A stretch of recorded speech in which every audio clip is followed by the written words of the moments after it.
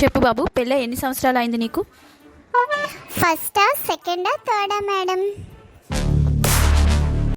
నువ్వు అన్నం తింటున్నావా, గడ్డి తింటున్నావా? గడ్డే తింటున్నాను మేడం. ఇప్పుడు చెప్పండి అసలు మీ సమస్య ఏమిటో.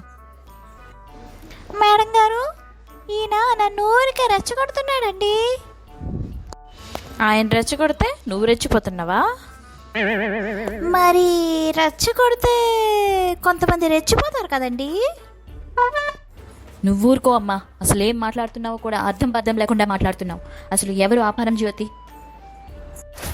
ఆయన కళ్ళల్లో చక్రాలు ఉంటాయి మేడం గారు.